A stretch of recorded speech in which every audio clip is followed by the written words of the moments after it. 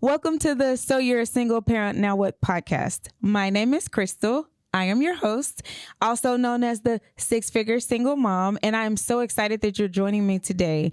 Now, the Six-Figure Single Mom brand is less about the money, and it's more about your mindset shift, which sounds a little funny because I know when we hear six figures, we think about money, but the Six-Figure Single Mom brand is less about your money, and it's more about your mindset shift. So what I do in my business is I am a career coach and strategist, and I career coach single parents whenever they feel stuck in their careers or they want to advance. I teach them how to leverage their skill sets and how to boss up. So what I do is I take them from a defeated mindset to an unstoppable and a winning mindset. And I do that through career coaching. So I teach them how to negotiate their salaries, their paid time off.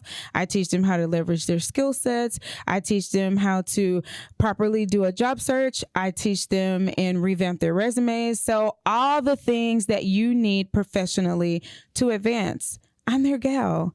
I love what I do because it essentially changes the trajectory of a household. And I love that. So I love what I do. And so I, am very excited about my business and I'm very proud of it as well. Listen, today, before we get into the show, I do want to go through our sponsor. So we do have a sponsor today. Our sponsor is Deal Breaker Studios, and the Deal Breaker Studios owner is Jonathan Milton. So Jonathan Milton is a writer, he's a director, and he's also a producer. So he has a lot of movies on Tubi, Amazon Prime, and also Peacock. So on those days that you're just sitting at home and, you really don't, know what you want to do. And then you're like, okay, I'm just going to sit in the house today. I encourage you to look at these movies. So you guys have seen Brandy Specs on the episode, and she is also a part of the Deal Breaker Studios cast. She's been on several movies as well. So there are 3 movies that are on Tubi, Amazon Prime, and Peacock that are new, that just made it there. So one of them is Behind Closed Doors. There's another one called Three-Way, and then there's another one called House Guests. So if you get the opportunity to, and I would love for you to, and I have watched all 3 of these movies already. Great, great, great. Love, love, love. Take time to watch those, and I'm sure you will love them. So again, thank you, Deal Breaker Studios, for sponsoring this episode. Guys, today we have a special guest, and I'm going to let her introduce herself. But we have a special guest today, Tynesha. So Tynesha and I went to college together, and I've always seen her as a shining light. Tynesha is such a great person. She's a professional woman. She's a family woman, and I just love that about her. So without further ado, how are you doing, Tynesha? I'm good. Thank you for having me. It is so exciting to be here. Thank you so much for having me. Of course. So Tynesha, tell my audience a little bit about yourself. So how many children you have, a little bit about your life, a little bit about what you do professionally. Sure. So I am a mother of 2. I have a 11-year-old daughter who is currently starting middle school, so pray for me. I also have a 2-year-old son. Yes, they have a really big age gap. But yes, those are my 2. And I am married, and my husband and I have a son. My husband has a son from a previous relationship. He is turning 13, so I'm a bonus mom as well. So that's a little bit about me. I've been married for about 5 years, but prior to that, I was a single mom. But kind of my trajectory in my career field was catapulted by becoming a single mom. I think I've always wanted to be a career woman. I mean, I think at like 10 or 11, I was a lawyer for Halloween. Wow. I was serious about it. So I love carrying briefcases and notebooks and the whole thing. But I was really inspired by my mom. Okay. My mom was I always remember my mom working, her cute little suits and all of that stuff. So yeah. And then so just I've always kind of had that knack in me. I always felt like I was going to be some businesswoman living in New York, doing that whole thing. Nice. So I didn't quite get there, but I did go to college at Sam, right? Yep. And so I was in a program called Inroads that takes minority college students and aligns them with businesses so that they can have paid internships during their college years. And so I did an internship, and I highly, highly recommend an internship for college students. And now so let me ask you something right there. Is that program still available to students? Yeah. Okay. Yeah. So I get alumni emails from them all the time. So, if anybody's watching or interested for them or their own children, definitely look up Inroads. I don't know how it works now. Okay. I know funding was maybe an issue before, but and that's how I got my start in my career, is my internship. So what exactly do you do in your career? So I am a HR manager. Okay. So I currently and have for the last, I've been in HR for almost 15 years now. So starting in college. Wow. I started that internship. I loved HR. I knew that was going to be my ticket to being successful. Okay. And so I grinded it out in college. Everybody else was partying and having, little retail jobs, and that's cool. But when I got that internship, girl, I remember that man telling me I could make like $14 to $16 an hour back in 2005. Oh, yes, ma'am. I said, oh, yes, ma'am. Let me grind this out. And I did. And if you ask my roommate, I was always at work, always working. I remember you working for Target. Mm-hmm. I thought you were the coolest thing because it was so hard to get on with Target. And it was, and I credit Inroads to that. So Inroads not only links you up with companies, so you interview with several different companies. So like Ernst & Young, PricewaterhouseCoopers, Target, any company that wants to link up with them, right, can set up internships. And so I was selected by Target, and I was their youngest intern. I was a freshman. They typically wanted to hire juniors or seniors because they wanted you to intern with them a year or two and then go into a management position. Sure. But baby, I went in there and I said, baby, you're going to hire this freshman. I know that's right. I prepared for that interview. I had a suit on. I sold my little high school jobs. They took a chance on me, and I'll forever be grateful for that because that's how I got my start. I love it. I love it. I love it, Tynesha. I love it because I feel like as a young person, you were already, like you said, so mature. And before we get into our topics today, I'm glad that you're sharing a little bit of your story because people always tell my daughter that she's so mature for her age. And I feel like it's because as a single mom, that's kind of how she has to be. Yeah. So let's talk a little bit about your mom. What were some things that you learned from was your mom a single mom? She was. Okay. Yeah, she was. I kind of got that from your story, but what were some things that you learned from her?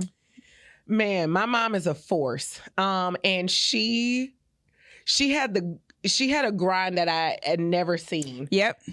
She had me, and then I had an older brother who was 6 years older than me. Okay. And he had cerebral palsy. So he had a lot of disabilities. And I never saw my mom sweat. Never. Wow. And my grandmother moved in with us when I was probably around 4 or 5. So that was her help.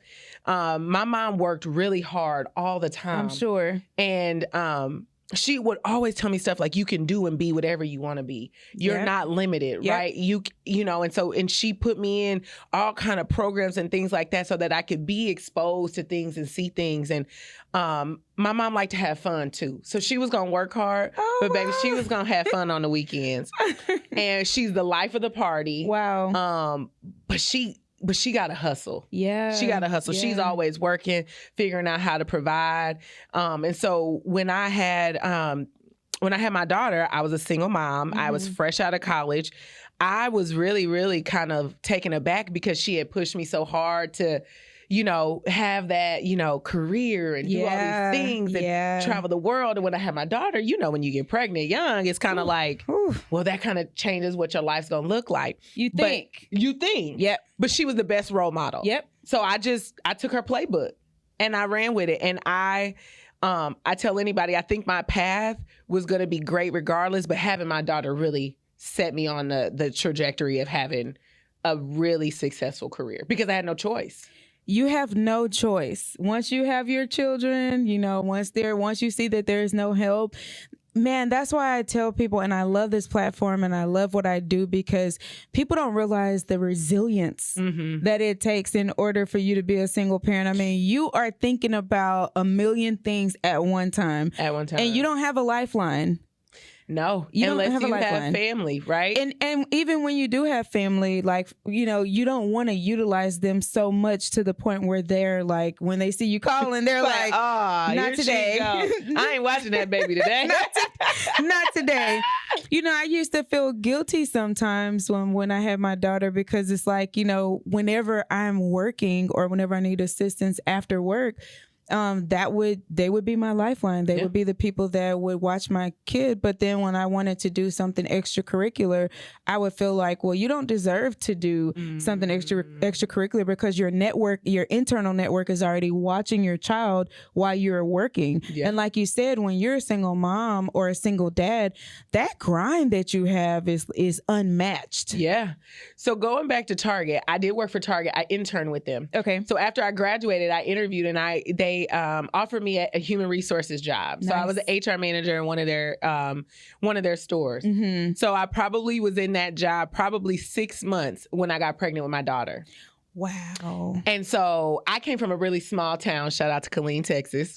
And so I knew that I couldn't go back because my earning potential would be severely impacted. I knew Houston was where I was going to earn the money. And so I was doing it by myself. My daughter's dad and I, we were together in college, and then we broke up shortly thereafter I had her. Sure. And I remember I was in an 800 square foot apartment with my 6-week-old daughter.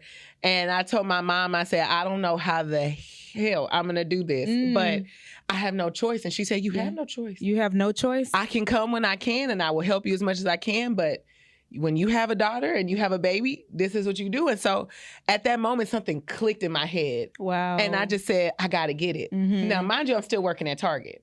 We work 5 days a week, 50 hours a week. Wow. And so I knew I needed help with my daughter, and my daughter's dad's family was instrumental in helping me because my mom lived 3 hours away. Oh, that's great.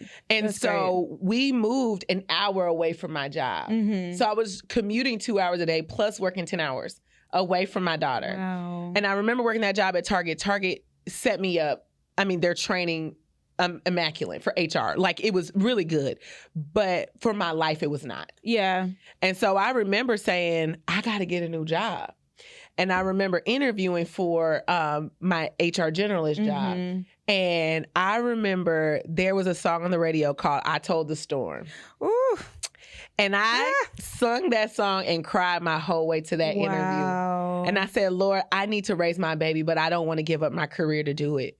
And I got that job. Wow. And that's great. And I don't know that I would have been so pressed. Yeah. And I wouldn't have been feeling that pressure like you need to do it now. You can't take no. You can't just settle in this job because you got a daughter. You can't be gone from her 60 hours a week.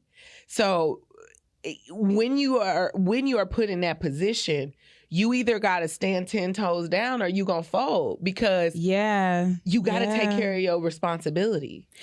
I talk about that all the time on this platform, the strategies that single parents have to use whenever they are job searching, whenever they have a job, whenever they want to advance, whenever there's a role that they want to go after. I mean, the strategies that we have to use, we don't even realize we strategizing because we talk about that all the time, is that I can't go after every job that I qualify for. That part. Because like you said, Target was a great job. But when I had my daughter, the hours weren't good for the lifestyle that I wanted for my child. Yep. So you are cut off from certain opportunities that you don't even think about. But I think that, again, the positive mindset, the strategic mindset, the winning mindset is kind of what catapulted your career, because you're like, okay, I know that I want to make good money. I know that I want a good job. I know that this is the field that I want to be in. Yep. Now I just have have to find a company that works for my particular life. That's it. And so I told my boss, I remember in that interview, so I was an HR manager that worked retail hours for Target. I interviewed for a corporate HR generalist job.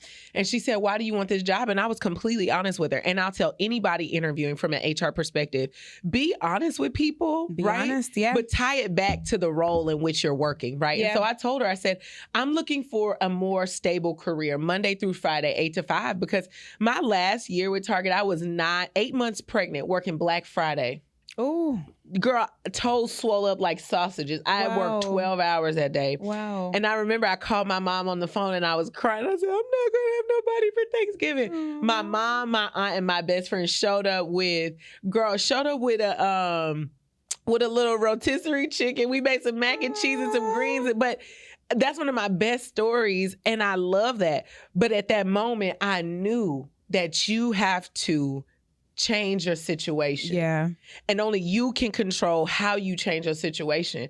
And like you said, it's that mindset. Because I could have been defeated, right? Yeah. And I could have just accepted that, somebody else basically going to be taking care of my daughter most of the time because I got to work. Or I can say, baby, what's for me is for me. Yeah. Yeah. And I'm going to go get it. And that's exactly what I had to do. And your mindset is so important because sometimes the world will try to convince you that you can't have it all. Oh, yeah. And you have to be strong enough in your mindset to know that, yeah, I can have it all. I have to be strategic. There might be some research that I have to do regarding industries and roles and things like that. But I can have it all. So once you start thinking outside of the box and being intentional about targeting those companies or those roles or those, things that work better for your life, then you can start to progress. Yeah. So that takes us into one of our first topics. So navigating the corporate world. Oh, that's a good one. Navigating the corporate world. Let's talk about that. Okay. Navigating the corporate world is a little bit different as a single parent. Yeah. And let me add a caveat to that. As a single Black parent. Let's get into it. As a single Black parent. Let's get into it. I have never worked for a Black woman. I have never worked for a Black man. I've only worked for traditional people that were married and had families. And so when they interview you or talk to you, right? You don't share that commonality, right? Yes. And so you start to feel, am I less than, or am I not qualified for this job because I don't have this typical lifestyle that they do? Sure. But again, it goes back to, like you said, that mindset. And yeah, I'm a single mom, but I'm the best, right? And my daughter's not going to feel any different. She's not going to see any different. And you're not going to see any different in my work ethic because I am a single parent. Let's get into that because I've had people tell me before, wow, I mean, your work is just immaculate. I mean, you it's like you put out a good product. You do this, you do that. I mean, I wouldn't even know that you were a single parent. And I'm like, what does that mean? Sometimes when you work in corporate America, these conversations do come up or these comments are made. And it's like, well, me being a single parent has nothing to do with how intelligent I am. It has nothing to do with the product that I put out. I'm still going to put my best foot forward in whatever it is that I do. And because I have a child, I'm actually going to go above and beyond because I realize that I have to have the competitive advantage over my peers. So I do have to do extra things in order to ensure success in the workplace. And you learn time management because I don't have a million hours to work after work. When I get off work, I gotta go. I have a child to tend to. Yes, ma'am. And I'm the only person in my household to tend to her. So it's very important that I give her time. She's in activities.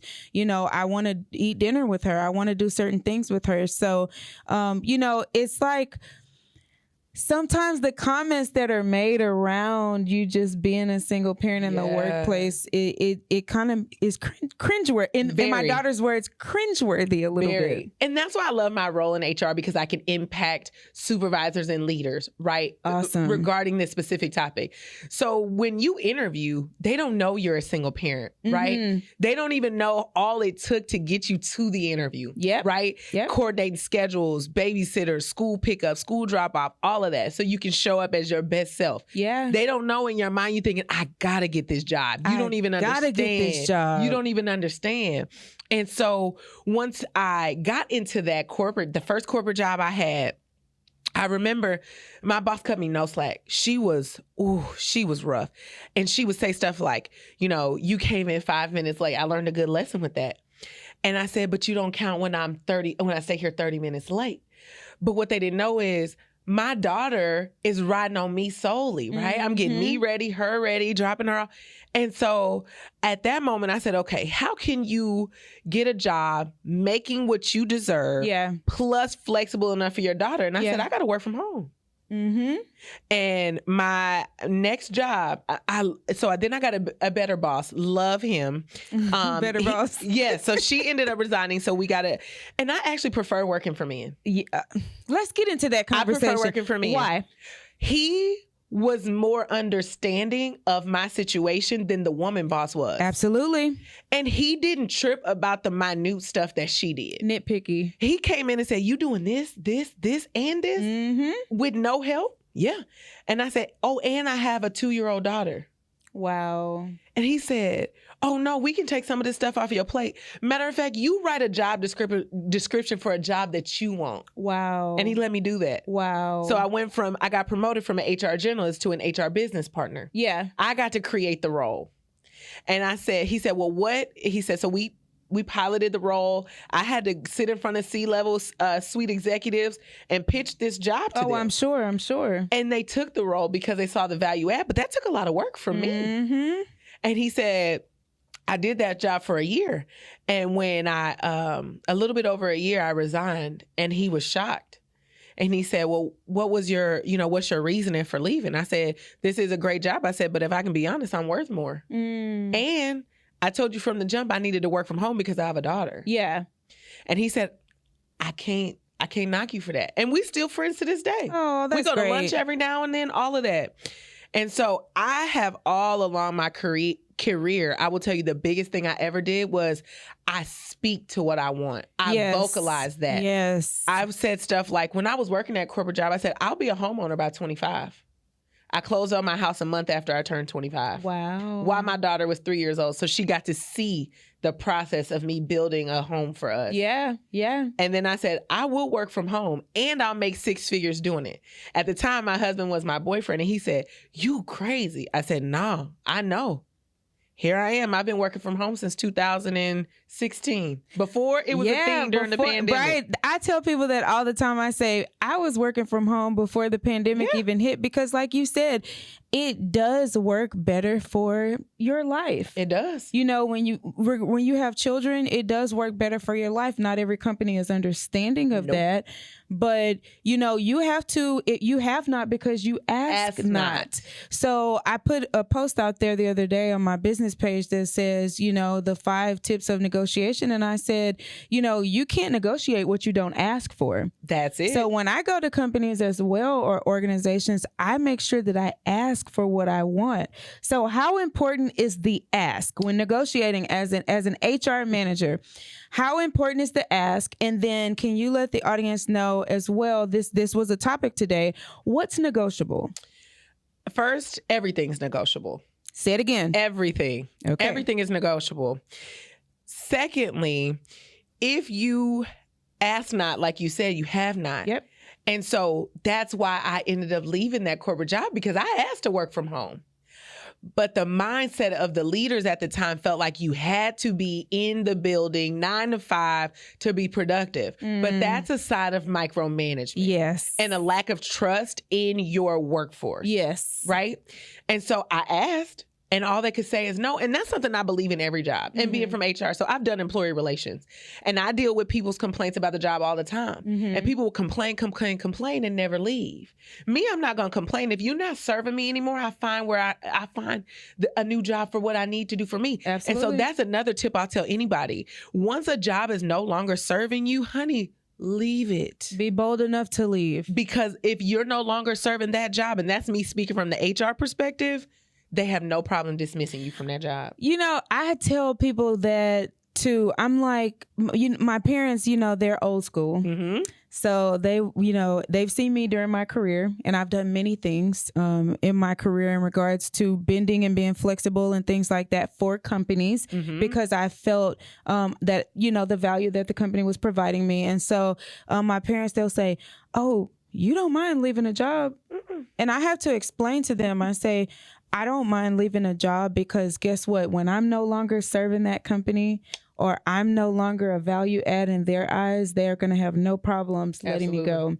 So when a company is no longer serving me, or if I've outgrown a company and I've voiced that I want to advance to another level, or, one of the jobs I left a couple years ago because I was traveling heavy and I said, my daughter's getting older. At first I didn't mind it, but now I'm ready to come off the road. Yeah. And I voiced it several times. Yeah. And it was like, okay, next trip. Yep. Okay, next trip. Okay, next trip. So guess what? I resigned. Yep. I did the same thing. And guess what they asked me? How much? Yep. I said, it's not about the money. Yep. I said, I have asked several times to come off the road and I've given you the reasons. Yeah. So you don't have to guess the reasons why I want to come off the road. You chose not to bring me off the road. I don't want to live out of a suitcase. Yeah. And it's hard living like that, So talk about that, because I think people have a misconception of work travel. They think it's glamorous. They think, oh my God, you get to travel, you get to stay at these hotels, and you get to eat. And you do, but work travel is hard. Work travel's hard. You don't always get to stay at the nicest hotels, right? Depending on the company's budget. Yeah. Or you flying in and you flying out. You flying in, you flying out. And it's like you flying by your kids, right? And like you said, that's it. So I did. My next job after Charmin Charlie was a traveling job. So I was an HR business partner. I had everything from Texas to Nebraska. Wow. And so they wanted me to go to Nebraska, go to Florida, go here. And these were week-long trips. And my daughter is 4 at the time. Yeah. And like you said, I went to my boss and I said, hey, I love this job. I love what I do, but this is a lot of travel for my 4-year-old daughter. Yeah. And he said, unfortunately, this is, part of the job we're going to do. You got to be out servicing the internal customer. Yeah. So I didn't complain. I didn't ask that job to change for me because he laid the expectations out. So I said, all right.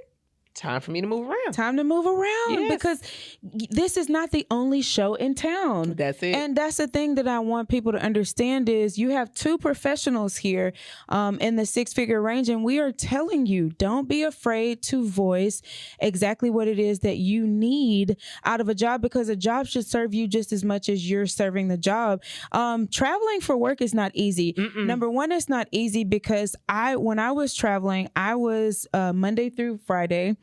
So I was getting up at 4:00 in the morning, which means my weekend was cut short because I was packing on Sunday night. Yeah. I was leaving at 4:00 in the morning. I would land there around 6:30. When I landed, I would get my luggage and drop my luggage to the hotel if my room was ready.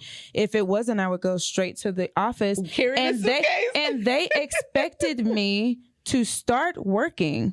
As soon as I got there, I was in meetings from sun up to sundown. Yep. Not only that, but I have to network while I'm there. Yep. So after work, guess what? I woke up at 4. But I want you to go to this dinner. But I want you to come to dinner and interact with internal customers. Yes. And so it's like, when you're traveling, you pick up things also. You pick up assignments also on the road. So not only are you doing your job, but you're picking up things along the way as well to work on, side projects. And also traveling for work is, and that's my one caveat. I will travel, but you're not going to put me in, you have to put me in a nice hotel. That's it. And so I said the same, and I'm not playing that. I don't even know where the camera is, but look at me when I tell you, I am a hotel snob. Yes. I am bougie. Yes. I am not staying in a comfort suites. I'm not staying in a La Quinta. Okay. Like the best, we have to start out at the Marriott, right? At least the Marriott. We cannot. And so that's something that you got to make your request be known. Like, what's the travel budget? Ask those questions. If you want me to travel for your job, what's the travel budget? Also, put that travel on your personal card so you can get reimbursed and you can get the points. Yes. So then you can travel for leisure. Yes. Yes. Those points add up too. Quick. The hotel points add up. The flight benefits add up. Yes, That's one thing that I would tell them also too, that I negotiated was they said, well, we have a travel person that books travel. I said, well, that person won't be booking my travel. That's it. I said, because when I travel somewhere, I have to stay in a certain place. I have an autoimmune, thing that I have health-wise. So I said, I have to feel comfortable wherever I stay. Mm-hmm. So that person is not going to be booking my travel. Mm-hmm. And they agreed, because it's like, I am just valuable. I'm valuable to the company. Yes. But also too, if I would have said, okay, well, I guess I just got to let them book my travel, then I wouldn't have gotten that. So always remember, to the audience, always remember that everything is negotiable. Yes. And whatever you need. So not only is salary, because I think sometimes people only think about salary. Yeah. So back to your question about what's negotiable. Everything is on the table. Like you said, I want to book my own travel. Yeah. Okay. I want to negotiate my salary. And this is my number one tip when you negotiating salary. It should never be they offer you a salary and you take it the first conversation. Absolutely not. Never. So if they offer you a salary, say, great, let me take some time to think about that. And that gives you time to prepare for your counter offer, because we're countering, right? We're countering. We're countering every time. Yeah, we're countering. Yeah. And you're coming back with your stipulations. Now, my caveat to that is you have to be worth what you're asking. Yes. You got to be worth what you're asking, right? And you have to have proven experience and performance in that realm to be able to request those things, right? So you can't request to travel if the job is an office job. Yeah. Right? You can't do that. But you can request specifics if it is a traveling job. Yes. Right? Yes. So you negotiate your salary. Coming from an HR perspective, every job has a salary range. Yes. The first salary offer they give you is not the top of their budget. Absolutely not. So you can counter. But when you counter, be sure you don't say too much, right? Just say, that was a wonderful offer, but given my experience and my performance in this career field, I would rather make X amount of dollars. As well as my education. Absolutely, right? And this is why I should earn that much. Mm-hmm. And then let the silence be awkward. A lot of people keep talking because they don't want that awkward silence. Yeah. Be quiet. Because they need to understand, I'm serious. Yeah. Right? And you can't be scared that they're going to say, okay, we don't want you. Right? Right. Because by the time they offer you the salary, they're pretty much, you're their one or two candidates. And if you say no, then they're going to go to that backup person, but they're going to want to negotiate as much as possible with you. So let's talk about that for a little bit. What you're saying is extremely true. I have put this to practice many times in my career. One time I was negotiating with a company and I said, you know what? This is a little low. Gas is high. Mm-hmm. And I am driving from the other side of town and I'm going from a fully remote position to a hybrid position. So I kind of put it out there. Like you said, I kind of voiced all the things that I was losing. Yeah.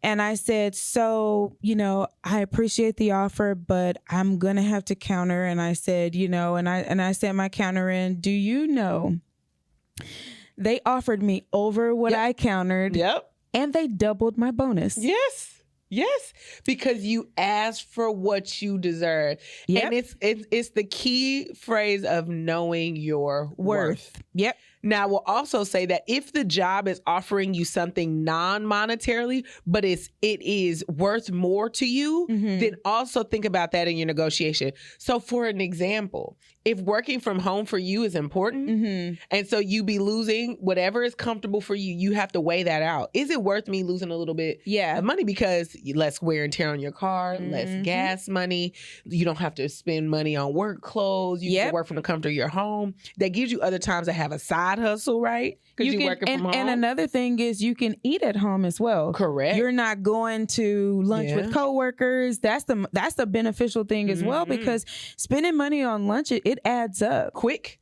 And also you have more of your own personal time. And I think the pandemic has taught all of us that my personal time is important. Yes. So if I can log off this computer between 4:30 and 5 and I don't have to commute an hour home, that changes the whole landscape of your day. Yep. If you can literally get up. So this is why I told, my employers I work from home.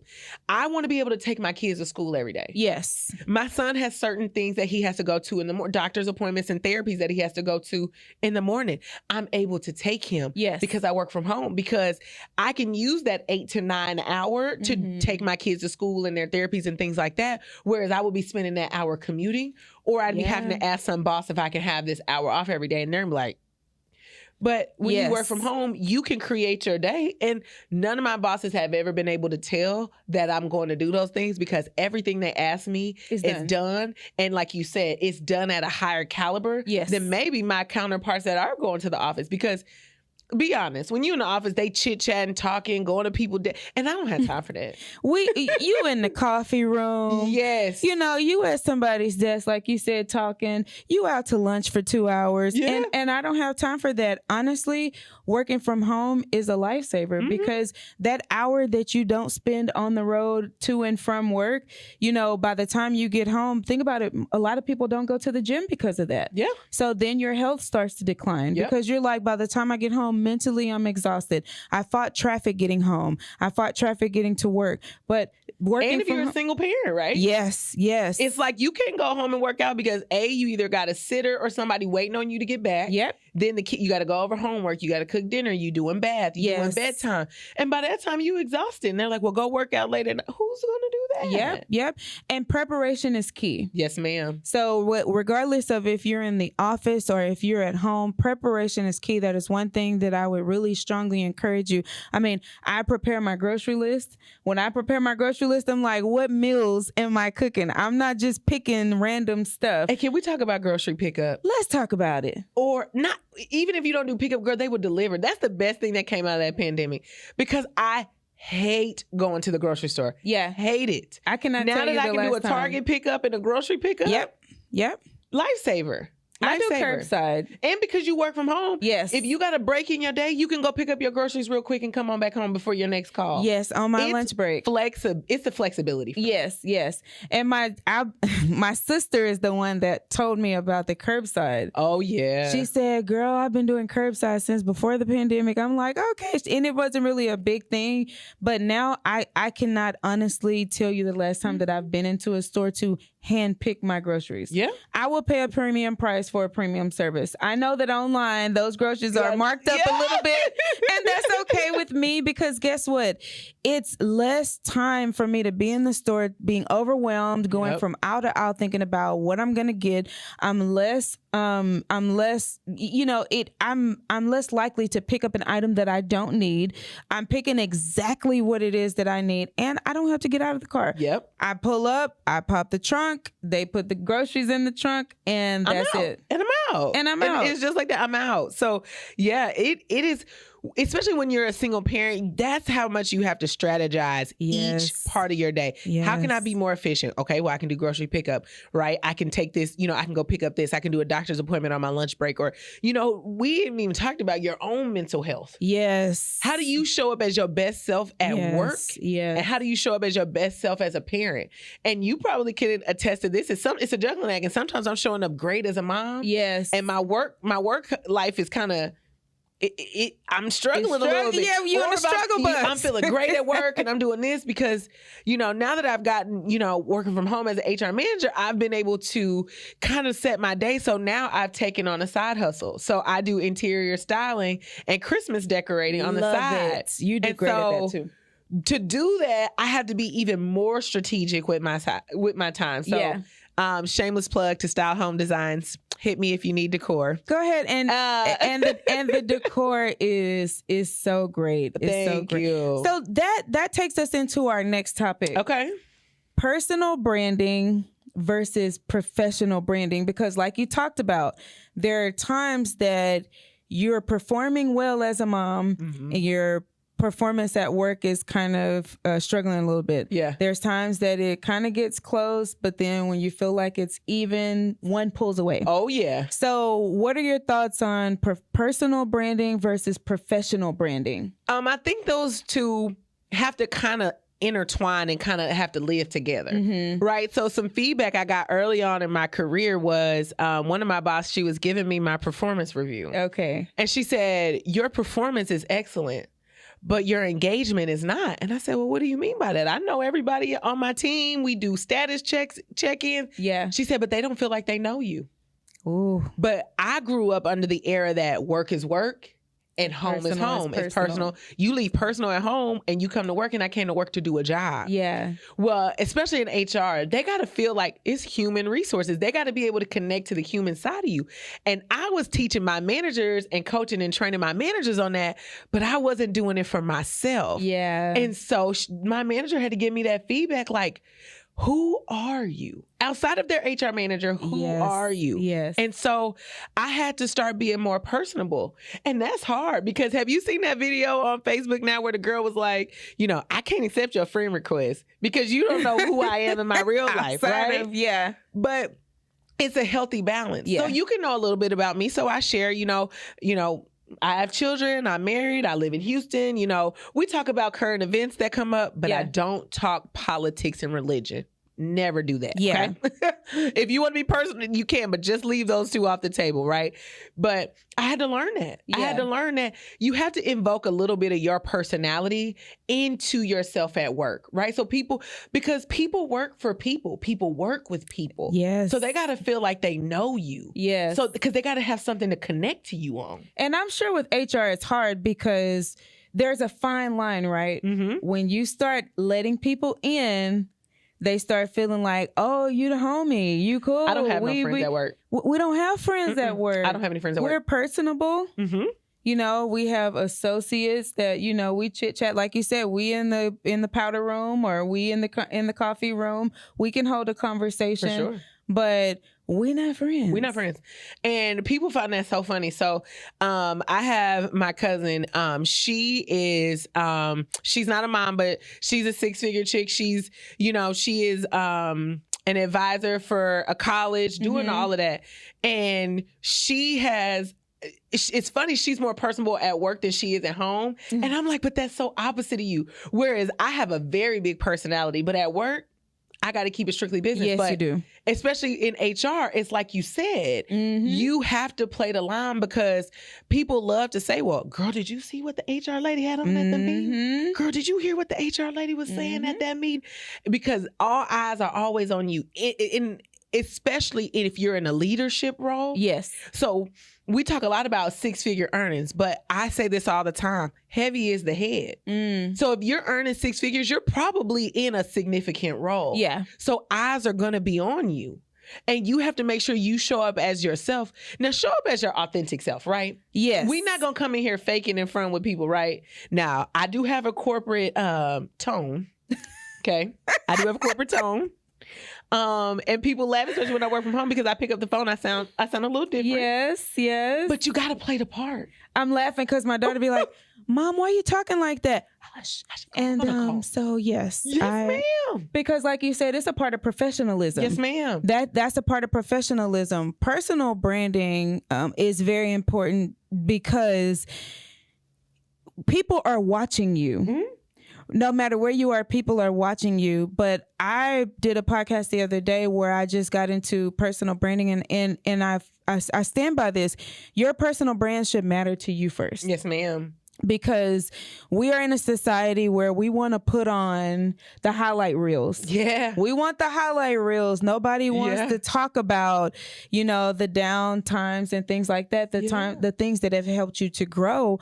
But your personal branding is important because it's all of the reasons why someone would hire you for a leadership role. Because like you said, they know you're a professional. They know you can do the work. They know you can, but how do you interact with others? Yes. I've had companies say, I've been in rooms with managers and leadership that say, Crystal, we like that person, that we interviewed the other day, but how do you feel like they would get along with the team? Yeah. Yeah. And when I'm interviewing people in HR, have to, it's a number of things, right? It's your experience. Yes. It's your education. Yes. But how you answer the questions, but it's also how will you fit on the team? Yes. Because that's going to just cause discord if you're not a good fit. And I hate to tell people that, right? Because they come to me all the time like, I was a great fit on paper. Yeah, you were, but we didn't see who you really were. So who you really are, meaning, are you late every day? Mm-hmm. When you show up, do you have a positive attitude? Yes. How can we say that we can hire you and give you more responsibility or even trust that you'll come to work on time every day if when you turn into the parking lot, you're on two wheels? Or not every even day. that. Nah, I ain't gonna lie. I've been on two wheels a couple times, but that's why I work from home. Okay. All right. But I will say, and that's me knowing myself. Yes. Right? But I will say this too, to that point, that was a good point, is if you go into an interview and they ask you questions, because I ask a lot of situational questions when I'm interviewing people for jobs. And I interview people jobs all the way up from vice presidents all the way down to an hourly team member, right?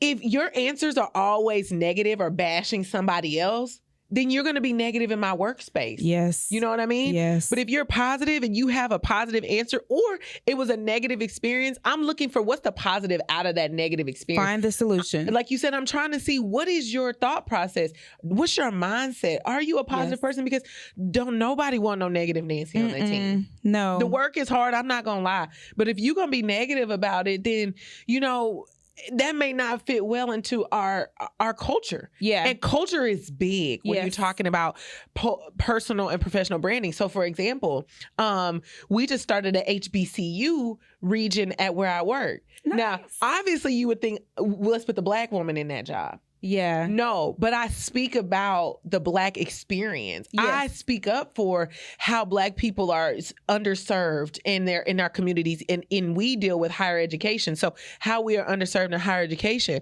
So yeah, I could have wanted to be selected for that role because I am Black, but they know that's my passion personally. Yes. And so that's how my personal branding influence and interacts with my professional branding. I love that. So you'll know that I'm pro-Black all the way. Yes. Right? Yeah. But I can still sit in a meeting with all white men and speak professionally. Yes. It ain't no, I can't be in this room, because you got to be like a chameleon. Mm-hmm. You got to be able to be in whatever room you in. You got to be able to speak. You got to be able to show up well. Yes. And know your audience. That is so key if you're talking about professional and personal branding, and invoke a little bit of yourself in your work. So, I have a really good friend, a line sister of mine. She's a banker, and she is a pretty girl. She loves to dress. She loves to do all that.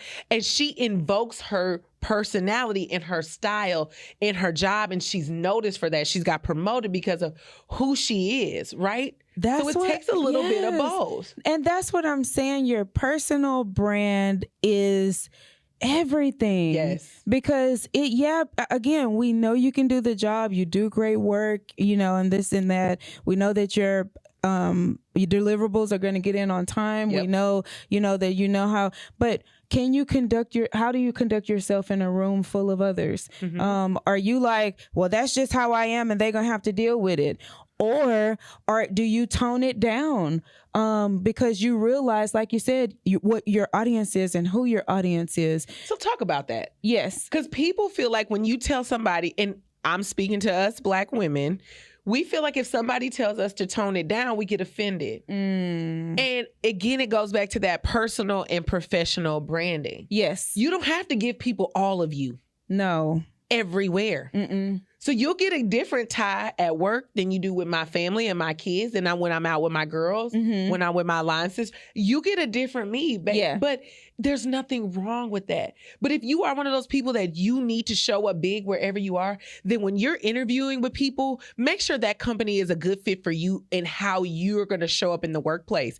Because just how people are interviewing you be interviewing that company. Oh, absolutely. Because I have interviewed with companies and been like, for example, there's been companies where, like I said, I've never reported to a Black person. I'm typically the only Black person and the only Black woman, right? So then you layer being a single parent on there, right? Am I feeding into these stereotypes of a Black woman? Yes. So you got to show up bigger. You got to show up better. Yes. To say that, yes, I'm a single Black mother, but baby, I can do the job as good as anybody in this office. Yes. You see what I'm saying? And so you have to understand who you are and how you show up. Yeah. So a couple things I'll tell you is I always show up professionally dressed. I'm going to be the best dressed in the room. Best dressed, always. My hair gonna be done. Yeah. Right? I'm gonna make sure my makeup is done. Yeah. But if that's not you, that's cool. Right? Show up as your authentic self. But you're gonna remember me when I walk out that office. Absolutely. And you're gonna say, who was she? Yeah. And I need her on my team, or I need her expertise. Yeah. Or I want to know her. Even in trainings. So I'm a very inquisitive person. And if I don't know something, I'm going to ask a question. When I'm in trainings, if I have questions, I will speak up. A lot of managers have approached me and they're like, a lot of people wouldn't have asked those questions. We didn't even know the answers to those questions. Had you not asked those questions, we wouldn't know to this day what the answers were. So I like you said, show up as your authentic self, but your personal branding. So that has worked for me because that means that managers trust that if I don't understand an assignment or a deliverable, that I'm going to ask so that I get clear direction so that I can deliver the exact product that my manager's wanting. And also, you know what else that does from an HR perspective? What? It shows that you are interested in your development. Yes. Because you can have somebody that comes and get comfortable and just do the job that we hire them to do. But how do you step out so that your managers, your leaders in HR understand you want to do more? Because doing more, it directly ties into earning more. Right? So if our goal is to meet our maximum earning potential, you got to put yourself out there. Yeah. And you are, when you're in trainings or meetings or anywhere where you have a stage to talk to influential people in the organization, you have to set yourself apart. Yeah. You got to set from everyone else in the room. Yeah. And so naturally, because, if you show up in the room, you show up professionally, you speak professionally, you know what you're talking about. And then when you speak, your word carries how you bring yourself. Yes. People are going to say, I need her. Yeah. Or when you submit that resignation because that job is no longer serving you, what do we have to do to keep you? Yeah. Yeah. And at that point, the ball is in your court. You get to make the decision on whether you want to stay or go. So this is all great conversation. Yes. Ty, I wish we could talk all day. Yeah. Because I just love the level of professionalism. I love your winning mindset. I love how professional you are. I love the type of family woman you are. I just love everything about you because if you don't challenge yourself, you won't grow. Yes. And in life, we should always be growing. Now, we're going to end this episode. This is not going to be your last time seeing Ty. Bring me back. Yes, this is not going to be your last time seeing Ty. But before we leave, I do want two things to happen. Okay. So one thing, if you could give my audience one piece of advice, what would it be? If I'm giving you advice, I would tell you the biggest thing that has impacted me the most, that has changed my life, is I have always speak what I want in my life into existence. Yes. And I have written it down. So write it down, speak it out, make it plain, and work towards it. And the sky is the limit, because I was a 23-year-old single mom in an 800 square foot apartment. Now I'm a 6-figure married woman with a family in a beautiful home with a beautiful life. Is it a lot of work? Yes. But everything I had, I spoke into existence. Yes. Speak it, claim it, and work for it. And you can meet any and every goal you set for yourself. There you go. There you go. I always say that mindset shift Yeah, it manifestation, yeah, but it comes with work. It comes with discipline, and it comes with that mindset that's unstoppable. Yep. So, and be comfortable getting a no. Yes. If you know your worth and you know what you want, you're not going to be everybody's cup of tea, or every job may not be for you. Yes. And I had to learn that, because if I got sometimes I would get turned down for a job and I'd be like, dang, but the job I did get, I'd be like, okay, Lord, I see why you didn't let me get that job. I was thinking that while you were saying that, I was like, God will never take you from something or not give you something and not turn you to something better. Yes. So if you get a no, that he's going to blow your mind with whatever it is that comes through. So there you have it. Now, I can't get enough of Tynesha. I know you can't get enough of Tynesha either. So I have some exciting news. The Six Figure Single Mom Company is having a Resilient Parent Brunch. Now, this Resilient Parent Brunch is going to be September the 24th at 11:30 a.m. And guess what? Tynesha is going to grace us with her presence as one of the speakers. She is a dynamic speaker. As you can see, she has manifested. She has done the hard work. She is a professional woman. She has been a single mom, and she has gone from single mom to a married woman who is just doing awesome and amazing things. So she is going to be one of our speakers, and I cannot wait to hear you speak. So you can find the tickets in the bio. If you are looking at me on YouTube, you can find the tickets to the brunch in the link in the bio. All the information will be down below. And also to Tynesha, if you know anyone that wants to join you, please, I will share the link with you as well. If they want to come support you or whatever it is, then tell them to come on by. I kind of want to meet your mom now. Oh, you got to meet her. I kind of want to meet your mom now. She is the epitome of a amazing single mom. For sure. Okay. Try to get her to the brunch. I will. Okay. I will. Mom, come on to the brunch. Yay! I got you. I do, because I don't want us to forget about our generation before us that has worked so hard, that we're single moms and single dads as well. So I'm serious. I really want to meet her, because it sounds like she changed your life in a positive way. Yeah. Also, too, please tell my audience what you do for your own business, because you are an entrepreneur as well. Yes. So can you give them some information about what you do and where they can find you? Yeah. So I am an HR manager by day, but I am an entrepreneur by night, weekend, holiday. So I have an interior design company called Styled Home Designs, and I style interiors. I also do commercial projects as well. I also last year added a leg to my business for Christmas tree styling. So I did Christmas trees, and people kept saying, you need to do that. And I was like, I just love it for fun. Yeah. But last year it was just word of mouth, and I was completely booked last year. So we're opening our books early this year. So I do home decor for Christmas, the Christmas season. Okay. But I do interior decor. So you can find me at Styled Home Designs, like I said. And you can reach out to me if you want or need any interior design work or Christmas tree decor. You definitely can reach out to me. So awesome. So your Instagram and your Facebook page. Yeah, you can reach out to me, and I would love to. So what we do is you reach out, and then we do a consultation to see what your needs are, what your budget is, and then we work to see if we're a good fit for each other. Okay. So I will have Tynesha's information linked in the bio as well, so you can go there whenever you need to. And I have seen your Christmas trees bomb. Thank you. Bomb. So I will definitely link that information below. Listen, if you are looking at me on YouTube, if you are looking at Tynesha on YouTube, subscribe to the channel.